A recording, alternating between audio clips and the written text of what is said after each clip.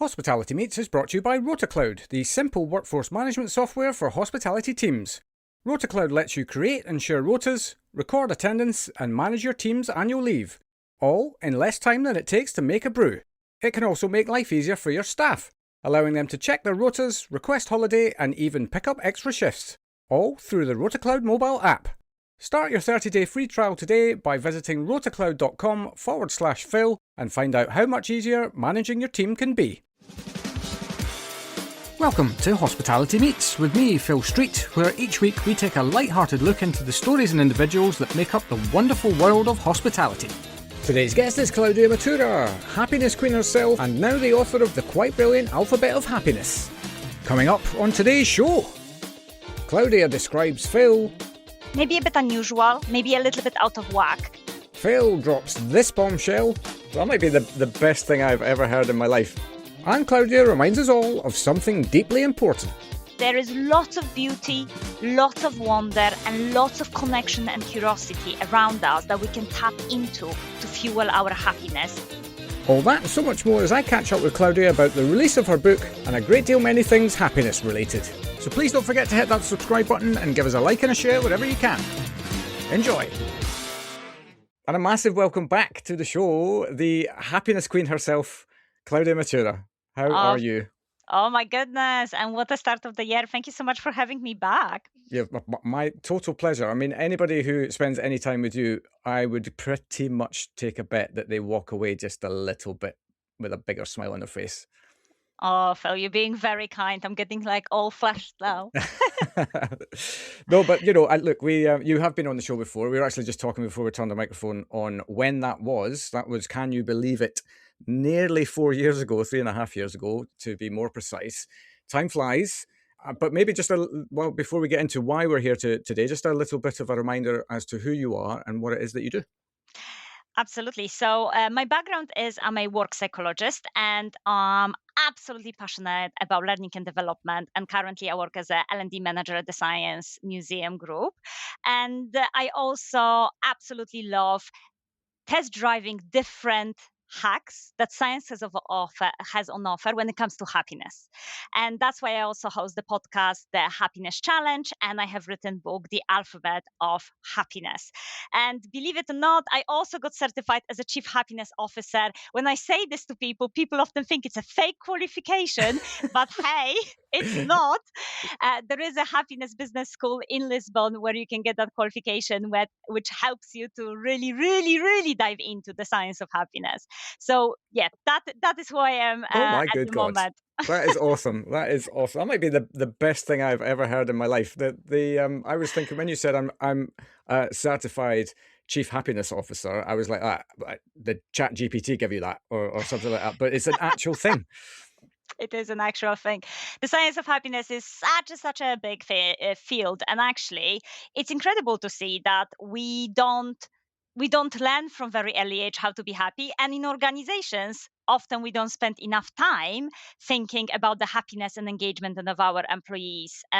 So, hence the qualification. I think it's very important that we can solidify that knowledge, and there are very specific routes to follow.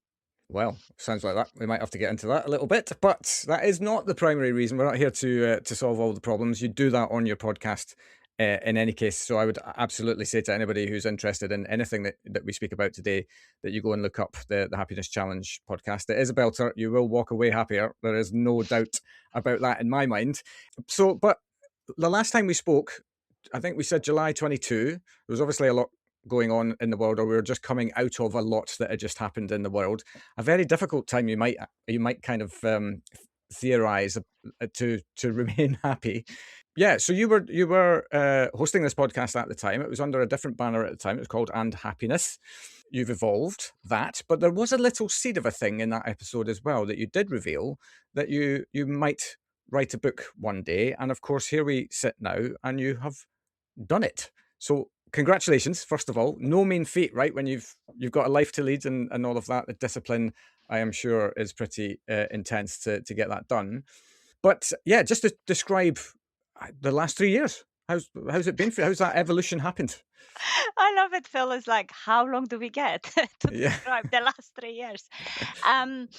Yeah, so I think the key aspect was that, like for everyone, pandemic was a very difficult period for me. I got cut off from my Polish family. I needed to reschedule a wedding. I lost a job within hospitality sector. I had a leak from the flat above, damaging my ceiling, and no one wanted to come to repair it. And my dad got diagnosed with a lung cancer. My And goodness. yes, lots of things happen at that time where you would very rightly feel very helpless, and I was definitely slipping into that despair and gloom, and that period was very difficult, and I decided to do something maybe a bit unusual, maybe a little bit out of whack, but I decided to start happiness experiment because because I thought, well, this is really difficult, and I need purpose and I need hope, and a bit of like a scientist kicked in me to think about, okay, if your life is a laboratory and you are the scientist, what would help you to go through this difficult period in time? And through that happiness experiment, I started test driving lots of different happiness hacks that science describes, but they bury them into very convoluted, full of jargon scientific papers. And I wanted to access that and actually see whether that boosts my resilience, whether that boosts my purpose. And throughout the last 3 years, really, the journey was to share those findings on the happiness challenge, but then really start putting my reflections into the format of the book. And that project really helped me not only release the book, The Alphabet of Happiness, which is, yes, amazing achievement, but most importantly, change how I see happiness and helped me to go through very difficult times like my dad's operations, my dad's chemotherapy sessions, like finding a new job, being successful in a new job, um, in the end rescheduling wedding 4 times and finally having it. You Mm. know, it that gave me really the fundamentals of resilience that helped me to actually sit here today and be, hey, I life is okay and life is good, and that's because of the work I've done within that happiness experiment. I love that on so many levels because one, you've done it out of curiosity, yes, but you've also maybe done it a little bit out of necessity, given what you were going through at the time. But also, it like you kind of you've lived the science, right? So it's not like you've just done some theoretical work. You've actually taken what you were learning and you're applying it to yourself. So you are living with that experience. And then this is where I think the genius in the book rests, is that you're then able to articulate that in a way that is maybe, yes, there's science behind it, but it's a little bit more human in the way that you presented it. Mm. Yeah, and I think this is really interesting now when the book is out to receive that feedback from readers. And I had definitely have readers who love the science. They actually saying, "Well, finally, someone explained to me why gratitude is such a powerful habit. Why I should be actually waking up and thinking about things I'm grateful for." Other readers love that human aspect, as you said. They love the stories of me applying it and how that worked for me. And other readers actually like how practical the book is, because in The Alphabet of Happiness, I look into those 26 principles, but I'm sharing over 150 practical hacks and micro habits that you can implement. And some readers love that practical aspect, that they say, okay, great story, Claudia, very interesting science, but I want to know, so what, and how I can impact my happiness. And that's what resonates with them. So it is quite interesting that different people resonate with different aspects. But I think absolutely the fact that I've tried it and I lived it is one of the things that people find, oh, it's interesting. Yeah. Maybe I could do that too. Yes, without question. I love that concept more than I think it just gives you instant credibility because you're not suggesting that this might work. You're not suggesting anything. You're saying it does work, and I am living proof of it because of X, Y, Z, and so on. And I just think that gives, especially because your background's not academic. You haven't studied for 27 years and got a doctorate, although that's probably on the way at some point. I find it wonderful because I just think there is lots of learning for people who have walked a path before us, and in this case, this path just happens to be happiness, and that's the only difference. Mm. Yes, and I think what is really important is that we can be scientists of our life in itself. So you can, I think often we have those rigid ideas, but actually you can do a little bit of experiments. So yes, we don't have to be studying for whatever amount of years with big kind of qualifications. It's very much of almost having that mindset of, okay, I wonder what will happen if I do this. What's my hypothesis when it comes to happiness? Why is it that maybe I'm quite grumpy in the mornings? Yeah, all of these are You really are you ever grumpy? well, Phil, if you would see me this morning at 7 a.m., it would be a very different story. So it's just I think it's just this mindset of being a little bit like a scientist and just making certain hypotheses and experimenting a little bit in our life. And I actually find that with age, and there is a research to support this, we lose level of curiosity. We move from experimenting, being curious, exploring to knowing. Because I always done it this way, this is how it is. This is who I am as a person. Those are the specific skills. This is what I know. And that actually often is a big obstacle because we Totally. just operate on that autopilot and we're following old patterns. Yeah, you've entered my realm that I could now probably talk to you for about 4 hours around. Is that I 100%, and actually podcasting's taught me this, is that actually being curious is the greatest, I think it's the greatest trait on planet Earth. Being kind is also quite good, by the way, but the because I mean, did anything ever kill progress more than no, no, no? That's the way that we know it, and that's the way that it's always done. And I don't even mean progress from a global perspective or a workplace perspective. I'm just talking about progress within your own realm, within your own life. And the minute that I realised that, uh, it definitely made me happier. I'm for sure because it's almost freeing. It's like you're liberated of having to know stuff, and it's actually better to not know stuff and then go and find out more about it. And I, especially in the world when we live in a world of social comparison, I agree. Curiosity is very freeing because we then can look at the world and think, I wonder whether this will work for me. I wonder whether maybe there is an alternative way of living my life. Whereas if we coming from a very prescribed perspective, it's very difficult to Mm, then reinvent ourselves or make bold choices or take more riskier decisions. I think the biggest learning for me through this process was that conventional wisdom really teaches us that we need to achieve certain things. We need to aspire to certain things. We have to have certain things to be happy. So that I really grew up also with this mindset of when I'm successful, when I got that job, when I get that grades, when I get married, when I get that house, etc., then I will be happy. So for a very long time, for me, happiness was very much a destination at which point I will arrive rather than the journey itself. And what I loved about the science of happiness, and I quickly discovered during my experiment, is that happiness is actually a starting point. Research actually shows very clearly that when we are happy, we are able to do more. We have better relationships. We have better health. We live longer. So it's really, that was very much freeing for me because suddenly then it's my decision and I can try out different pathways in life to see, to really understand how can I be happy. yeah, yeah, yeah. And do you know what? Like deep down, we probably all know this, right? I mean, like as people who've walked life a little bit, and have experienced a little bit here, there, and everywhere, and we're there's so much spoken about. I mean, I remember a piece of advice, I think from my father, in fact, all the way back in the day, where he said to me, in the end, you are going to be 100% responsible for your own happiness.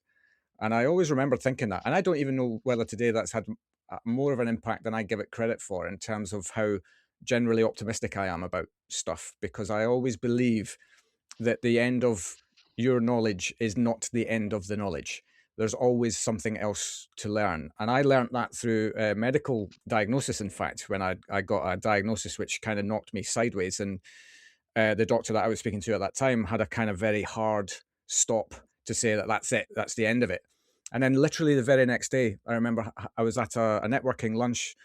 We were both similar ages. We were exchanging war wounds from a medical perspective, and the guy was way more advanced down that path than I was. And he said to me, "The thing that you have to remember is that when somebody tells you it's a hard stop, that's just the end of what they know. It doesn't mean it's the end of what everyone knows." And I've always that sentence to me had so much power in, again, getting me back to that place whereby I could then go, okay, if that's the case, then let's go be curious and let's go and see what's possible. And when things are still possible, there is still optimism and still, therefore, a lot more happiness, because you can be optimistic that you haven't reached the end of the road. Mhm. And I guess possibly that's one of the reasons why we know from research that happier people are more optimistic, and they also more willing to solve and look at key world's problems. They feel they have agency much more than when we adopt the mindset of helplessness, that looking at the news, what can I change in all of those global issues?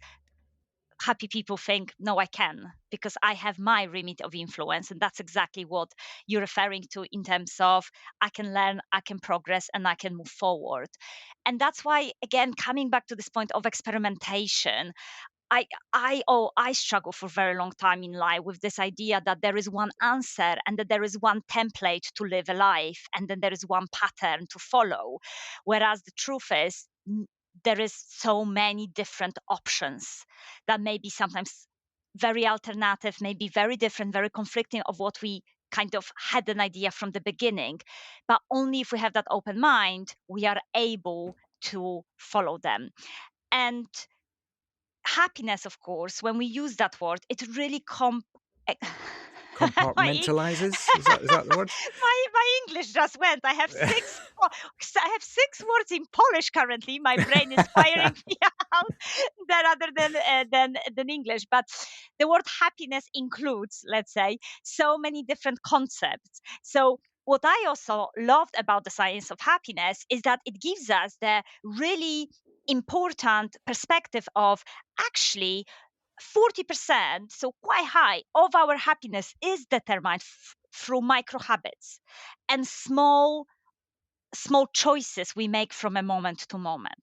So for example, do I start my day by looking at my phone and flooding my system with stress hormone because there is so much things happening out there, or do I start it on my own terms, whether through movement, whether through breath work, whether through having a hug with someone I loved? Things like, how do we spend our time in the evenings? Do I fly and flop in front of telly? Or do I learn a new skill? Do I have a curiosity conversation with my neighbor? Do I do something creative? All of those are micro habits and micro moments. You may think that, hey, it doesn't matter, right? It doesn't matter, this is just only 5-10 minutes of my time. But actually, in terms of how much they accumulate through life, you then look through your life and you whether have the sense of life satisfaction or not. Because we know that at the end of the life, the research shows that across lots of cultures and nations, people always regret one thing consistently, that they did not allow themselves to be happier. Really, Yes. right. And that doesn't matter what culture you were brought in, it doesn't matter what country you come from. At the end of the life, people said, really, people regret the fact, I wish I was happier, I wish I allowed myself to be happier.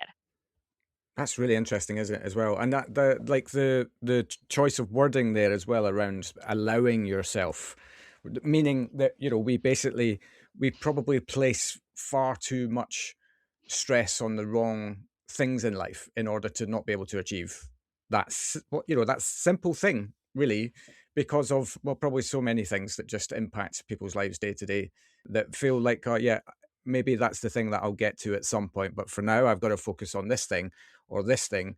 kick that can down the road. I'll get to that eventually. I'll be happy one day. Or as you say, you have these list of things that you think are going to make you happy, and you're working towards them one by one, and you get the bigger house, and you get the good job, and you get the dog, and the flashy car, and you go on holidays 4 times a year. I'm just describing a life that I would love to live. But also in the end, when you get them, if you get them, in fact, I suppose you're setting a benchmark that, one, may not be achievable, but two, even if you do achieve it, then what? And it's almost like there's a bigger question to be answered here around, actually, what is the thing or things that really truly do make you happy, that are beyond effectively the material world, in which we're kind of flooded with every day on it. You have to measure up to this, you've got to be that, you've got to be this, and so on and so forth, I guess. And that's why I really think it is really freeing, and was very much for me very freeing, that I didn't have to wait for my life to get on track. So I was in a situation where I could have been like, well, I'll be happy when I get the job, and I'll be happy when my dad recovers, and I'll be happy when, that ceiling gets repaired, and when I get then I'll be happy. But actually I realize, okay, yes, it would be absolutely wonderful to have all those things. And of course I'm working towards them. But in the moment, I have a choice to apply certain micro habits that can help me to find a glimmer of happiness right now.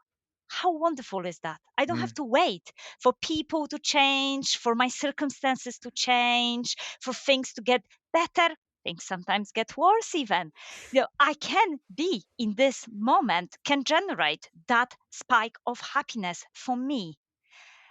And that is for me still a wonderful feeling that I remind about myself all the time.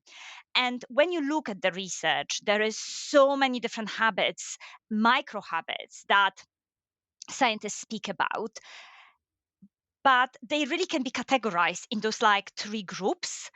You have a category of habits that nudge your brain to be happier, because ultimately our brain is scanning environment for threats and risk and what's going to hurt us. So what we need to do is nudge it to be a bit happier by boosting our feel good hormones. So think about gratitude, think about listening to favorite music, think about having a cold shower.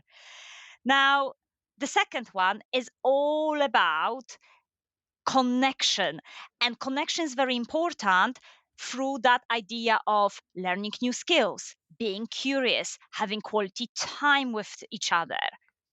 And the final one, the third category, is about resting well and recovering well. And that's all about being able to modify how our nervous system works.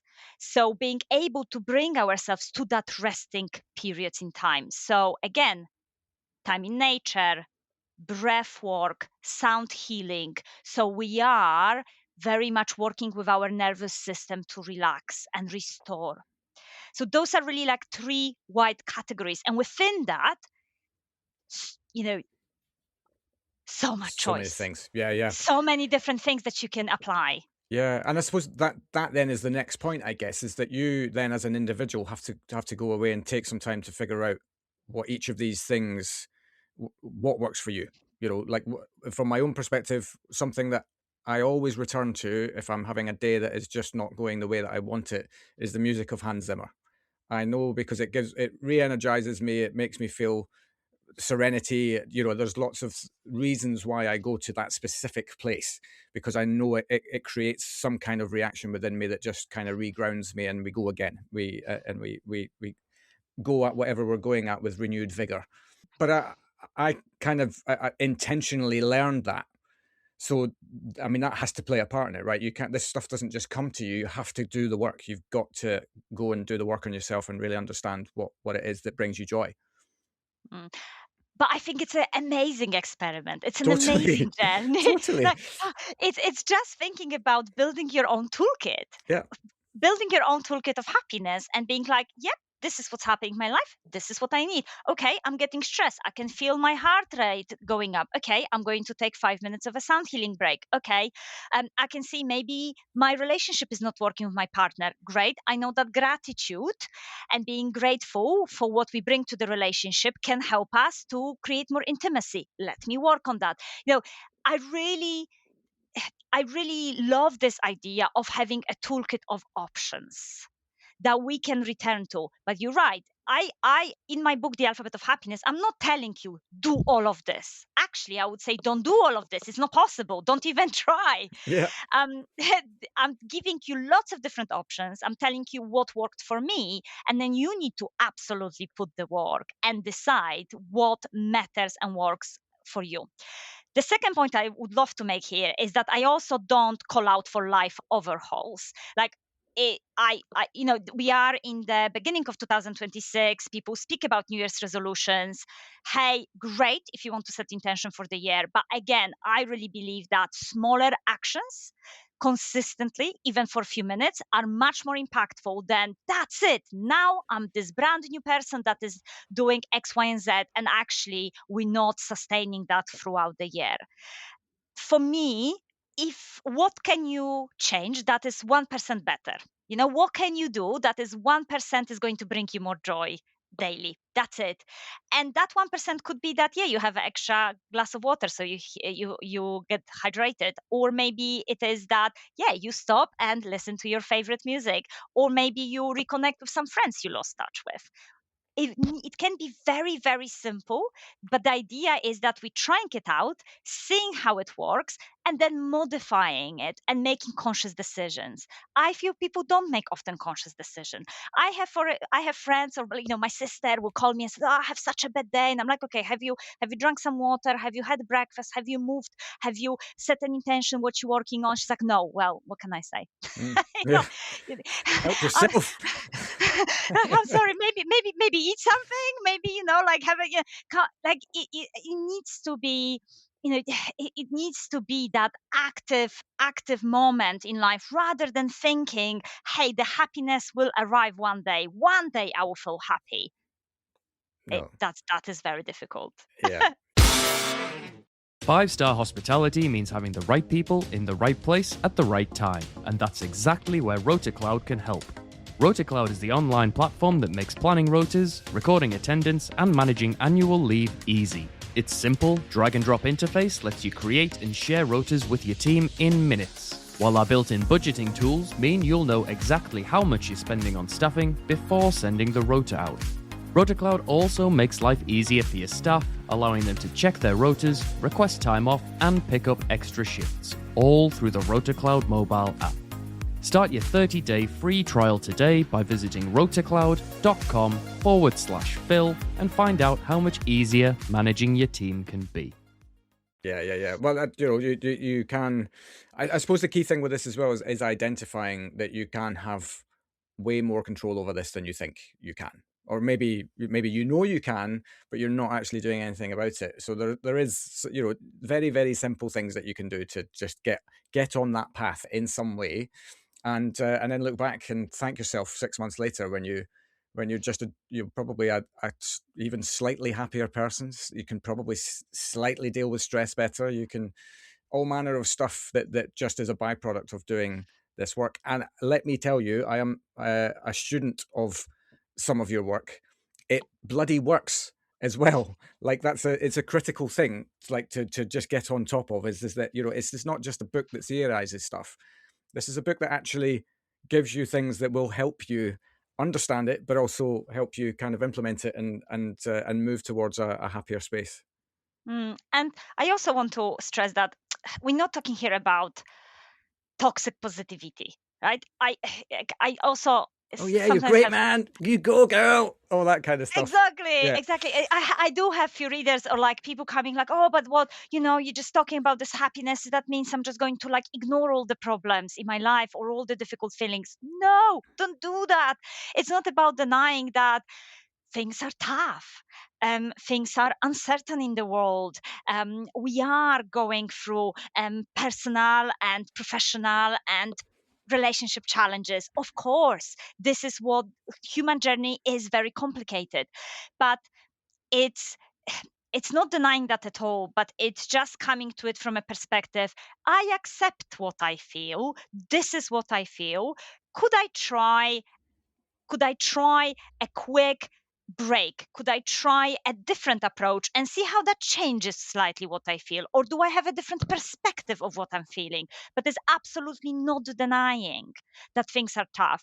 I really think that this experiment and actually thinking about happiness, what helped me to really go through those challenges. And I already mentioned it, but I did need that injection of those positive emotions to be able to stay, cheerful during very difficult time, when being with my dad and supporting him, um, being able to smile and say, okay, yet another rejection for the job application. Okay, this is very tough. I feel really insecure about this. How can I do it differently next time? So it's not positive, it's not toxic positivity. Gratitude is not something that is denying where we are at. It's just recognizing that there is lots of beauty, lots of wonder, and lots of connection and curiosity around us that we can tap into to fuel our happiness, even if things are really difficult. Yeah. And the two things don't have to be mutually exclusive, right? They can, they can exist in the same space. And I think a lot of the time as well, we're kind of almost programmed to feel a little bit guilty if we're still able to experience joy whilst also going through grief, or or whilst somebody else around you is going through grief, or whatever. And at the end of the day, these are just, this is quite a simplistic way of looking at it, but these are just the natural order of things that happen within life. And yeah, to not deny their existence, that would be incredibly naive to do so, but is to acknowledge their existence. But it does not have to be the end of the discussion. It in many ways can be the start and the catalyst to a desire to want to make you and your environment better to help you get through that thing that you're going through. Mm. And again, research really supports this approach. So often, again, people come to me and say, but Claudia, have you seen what's happening in the world? You want me to concentrate on my happiness? Isn't that selfish? I feel Yes, it guilty. is. Do it. Do it, absolutely. But like, it's, everyone else around me is having this problems. How on earth am I supposed to be thinking about my happiness? Actually, happiness is what fuel kindness. We know that if you are happy, you'll be kinder to people on the street. You'll be kinder to strangers. If you are happy, you're going to donate more to the good causes. You're going to volunteer your time more often. If you are happiness is really the force we need to change the world. It really starts from that perspective of I'm happy, I'm here to give, I'm here to shape, I'm here to make the impact. Without happiness, we're not able to do that. Yeah, no doubt. Goodness gracious, this is powerful stuff, And should just to bring it back to the book, the primary reason why we're here, by the way, although this was always going to happen, wasn't it? We would just get into a discussion and see where it went. But is that this is, well, I'm actually quite keen to. There's a couple of things that have come up in this discussion that have really made me think about, like, just things really. And one is, I knew you before you were the happiness person, and you were still pretty damn happy back then. So it was actually really wonderful for me to kind of hear you talk about the, I don't mean that in a horrible way. It was wonderful for me to hear you talk about the bad stuff that has happened to you. And it kind of sounded like so much happened in one hit as well, just at the same sort of time. And, probably a theory here as well around the fact that it probably doesn't matter how resilient you are or how happy you are or whatever, when this stuff hits and all of that hits in one goal, that's going to test you big time. And also, I guess the point I'm trying to make, I don't even know if there is a point, to be honest, but it's the usual rules for me, but is that you're a kind of case in point. People from the outside looking into you would see this happy-go-lucky, always energetic. And I'm talking about before the work that you've done since then, but nobody really ever knows what's going on underneath, right? And and especially as somebody, I think you're probably quite a high empath person. You are certainly kind from my experience of knowing you for 5-6 years now, is that kind of automatically wants to make you present something else to the world, even though you might be going through some stuff. So to me, this, what you've done with your experience of having gone through that, and then kind of done it as a self experiment to make yourself better and make yourself, you'll maybe get back to yourself a little bit, is, I mean, it's so powerful, like monumentally powerful. And I think the key thing for me, the point that I'm maybe trying to make is that anybody can do this, right? Like, it can be a conscious choice to want to do this. And you're a walking case in point of the beautiful thing that happens at the end of that, is that you are able to still be happy. I've got no idea what's going on in your life now, by the way, but you strike me as quite happy. And then, thank you for all the compliments. It's like quite long. It's like lots of lovely compliments. What I would say is that I get lots of energy by being with people. So I guess naturally when you interact with me, you get this idea of, oh, she has quite lots of energy. And you make that absolutely assumption she must be happy. I kind of very, very happy, and probably everything is like absolutely perfect in her life, because look how she's happy, how happy she is. Whereas actually what happens is more, I'm really curious about people and I get the energy. So yes, of course, when I'm interacting with people, I'm very buzzing, but that doesn't necessarily mean, as you said, that there is no this backpack of different aspects. And frankly, I always struggled with highly anxious brain. My brain always was very much a like a monkey brain, where I would really endlessly worry about what if scenarios, and what if this goes wrong? What if this is very difficult? What if I'm going to fail? I really struggle with imposter syndrome, for example, especially when I was writing the book and releasing the book. But I think, and actually now I'm able to manage those things much better than before because of my experiment, because now I have tools of knowing how to, whereas previously I haven't. But you're right, all of this was hidden work. Of course, when we meet, I'm not going to tell you about all of those worries that are in my head. No. Of course, I'm going to Some people concentrate do that on though, by the way. potentially. But it's so, of course there is always an undercurrent, and I love what you're saying. Never assume, never assume. That's why we need to ask people how are they twice, and are they okay probably 5 times, to really, really understand what is happening there, and how much hidden kind of undercurrent of worries, imposter syndromes, stressors are running in each and every one of us. But that actually makes it almost easier to carry. Don't be ashamed you're experiencing those things. Yeah. We all are. We're just faking it very, very well. Yeah, or not. Sometimes as well. Or not. But it's very much like, yes, we all experiencing it. This is a shared human experience. Why don't we talk more about this? Why don't we bring it to the surface more? Why we cannot be more honest that we have all this specific undercurrent? Yeah. No. Big question. Yeah, We're not going to answer it today, but it is a big question. It is, and I definitely don't have the answers, other than in the end, you can only affect yourself, right? You can only do, you can only start there at least. Yeah, I mean, look, God, there's so many things to talk about. We're not going to talk about them all, because obviously I want to encourage people to go and buy your book, and they can learn an awful lot more than anything that you and I can discuss today. I think the key thing for me was to give people a bit of a snapshot around what they could expect from within the book. But what I would really love to do, because this podcast loves a story, right? So we love anecdotes and stories. And actually, I'm really interested in the process of writing a book itself. And because I'd imagine it takes a lot of discipline to be able to bring something that's in your mind to life in the written word, especially around a life that you're already living as well. So talk to me about the process, and whether the process in itself actually brought you any happiness. Very good one. I like See that. what I It did there? almost See what sounds I like did there? almost sounds like a tricky question there.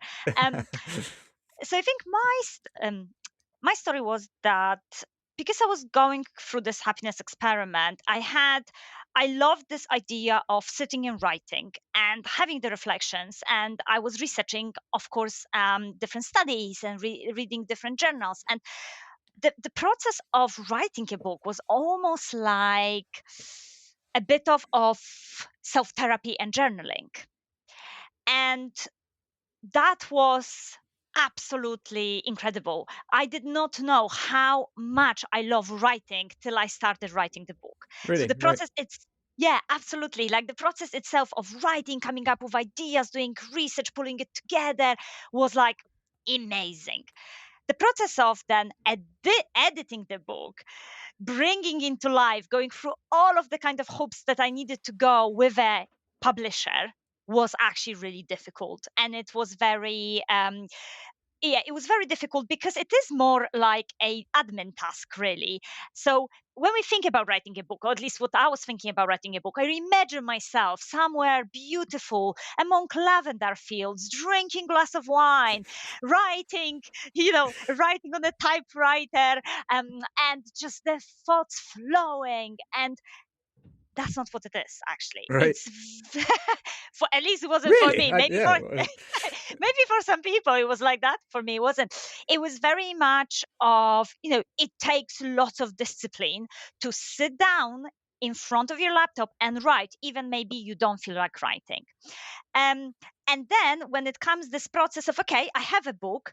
Hey, now you have to bring it to the world, and that in itself is a very administrative project. What really helped me is having a right people to work with me, having an accountability coach, having a book mentor, having a publisher to work with me on the book. That was what really kept me going. Otherwise, I think I probably would have written this and just kind of saved it on Google Drive and thought, oh, that was nice. Yeah, yeah. What a great experience that was. That was a great live experiment. You know what? That's it. So just having the right network. Another aspect that I think is really interesting when I was at least experiencing, and we did have a little bit conversation, Phil, before we got on the podcast, because I know you have some ideas around book writing. Is Me? Who? Little me? Yes. Yes. More to come. More was to it come. more to come? Absolutely, we're all waiting now. It's out there. Uh, it's as the of imposter syndrome, because when we're writing, there is definitely that humming of, is this good enough? Who will read this? Who am I to communicate this information? Why me? Really. And what I really found incredible is how my relationship with my imposter syndrome changed through the process of writing book. As in my realizing that my imposter syndrome doesn't define me. It is just one of the feelings that is out there.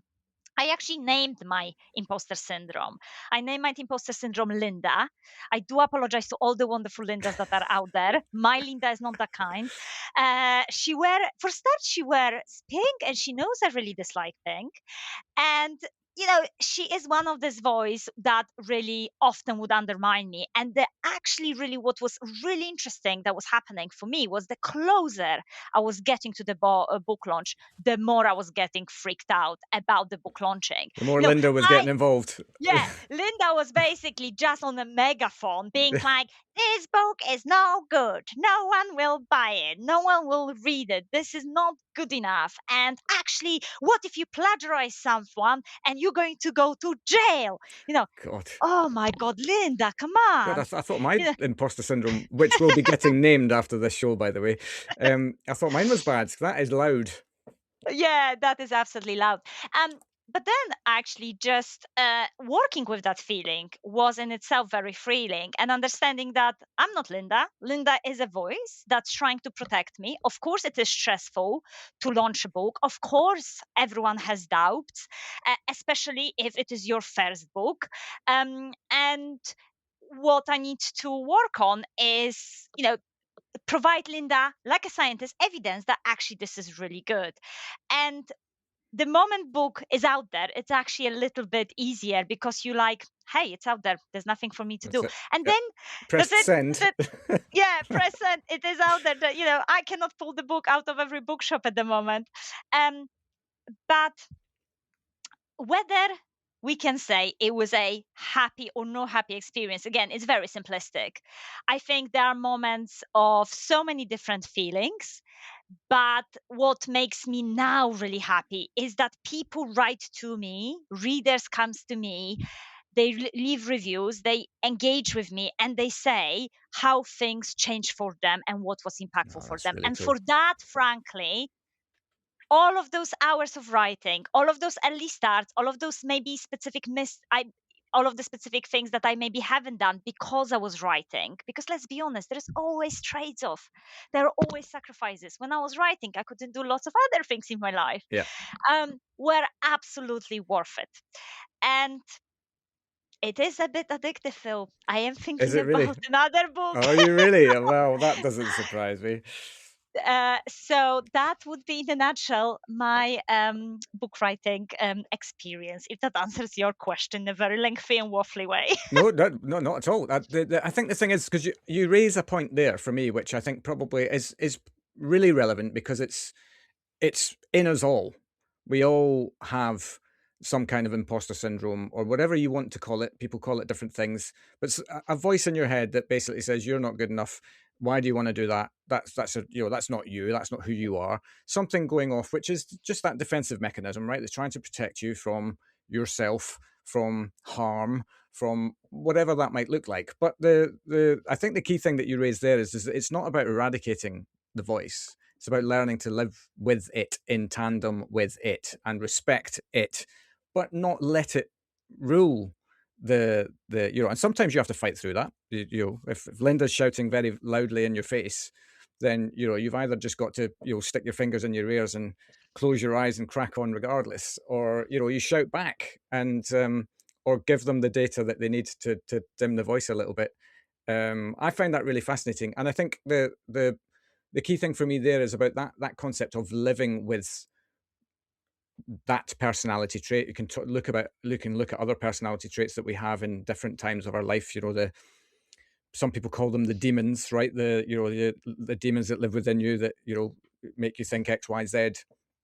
It's not about eradicating these from your life forever. It's about learning a way in which they can live with you, and you can thrive on the back of what they bring to you.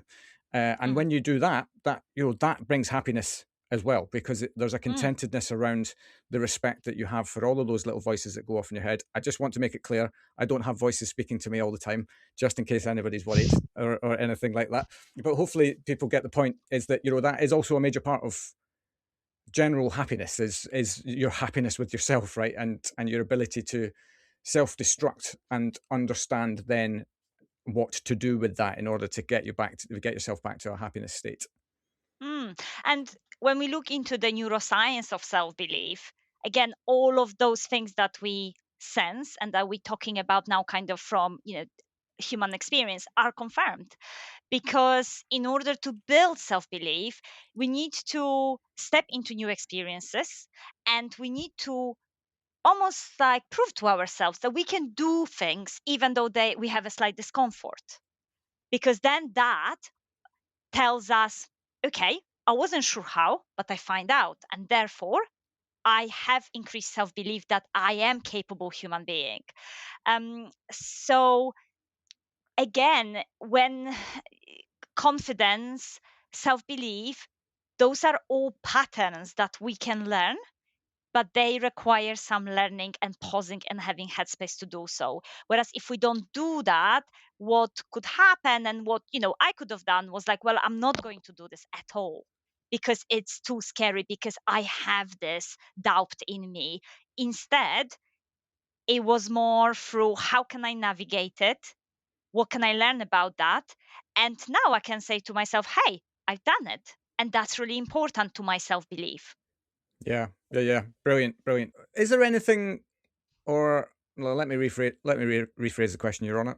What do you believe about happiness now that you didn't believe when you started this process?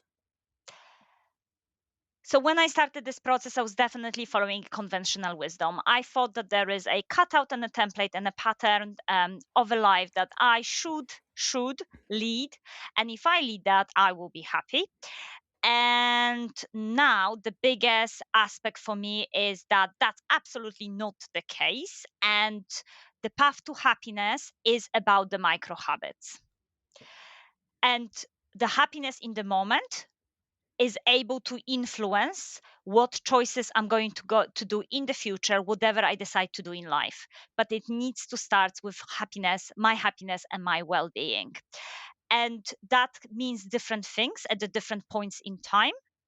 But having a toolkit of micro habits to tap into is what I really refer to and really strongly believe in when I think about happiness. Right. Yeah. I mean, the toolkit of happiness sounds like a book. I'm not going to lie. Thanks, Phil. I'll take 10% of any ongoing revenue or anything, but no. Look, I literally, I could sit and talk to you anyway. Like even if we were not talking about happiness, I'm sure I could speak to you for hours and hours and hours. But thank you so much for coming on the show and sharing this. I'm in awe of what you've achieved with your podcast, with your book now being out there, available in all the usual places, I would assume, and in bookstores as well, because you've properly published, not self-published, as it were. So definitely, my advice is to anybody to go and pick up a copy if you want to make your life a little bit happier. And wish you well with book 2, whatever that's going to be. And when can we expect that then? You don't have to reveal any details. Phil. No, that's too early. This is just a too kind early of like to put an expectation.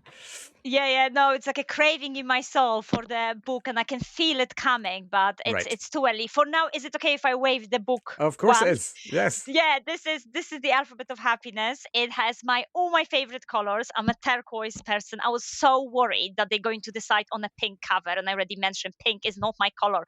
So I was very, very happy when we actually decided on that turquoise color, which is my favorite, and it is very much about creating more happiness at work, in relationships, and in your own skin. So not too big, but you can pick it up at any point. So you can go through any letter that is most relevant to you. So you don't have to read it back to back. It's just very much a book, a little bit like a toolkit. When you need something, just dive in. So thank you so much. This is my promo. This is my cringe sales. No, you cringe away. This is a cringe show, so we welcome cringe here. A cringe friendly space. Is what we are, but no, it's a gorgeous thing, and your colouring is great. The question I have on the back of that then is, why did you dress Linda in pink if it's not your colour? That's exactly because I feel like Linda is a little bit not my favorite person, so she is definitely wearing pink to spite me. Right. Not a colour that you like in order to bring her to your level. No.